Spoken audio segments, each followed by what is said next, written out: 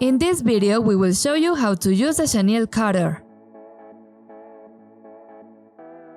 It is specially designed to perform the quilting technique.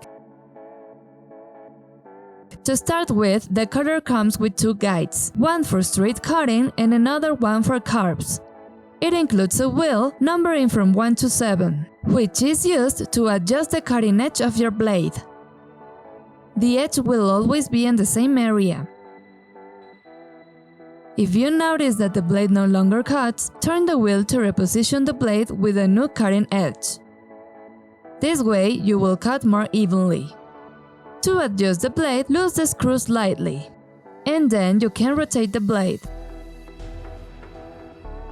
In the first demonstration, we will work with the longer guide.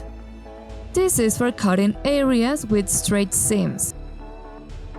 To start cutting, you must make sure that the guide is between the last layer of fabric and the upper layers. This way, you will only cut the top layers, and the final layer will always remain uncut. You should place it between two seam lines. As you pass the cutter, you will notice that the layers of fabric are visible through this cut. To use the other guide that comes with the cutter, loose the screw completely and remove the guide.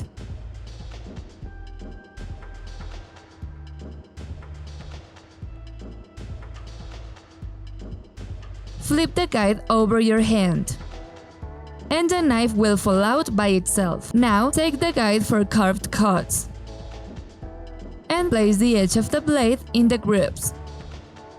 Insert the screw into the cutter handle, and screw it to secure the blade. With this blade, we will perform the same procedure. Insert the guide between the top layers of fabric, leaving the last layer free, and position it between two seams. In this case, these are now curved seams. And start cutting by pushing forward the cutter. The seams themselves will guide your cut, so the cut is always parallel to the shape of the seam, whether they are curved or straight.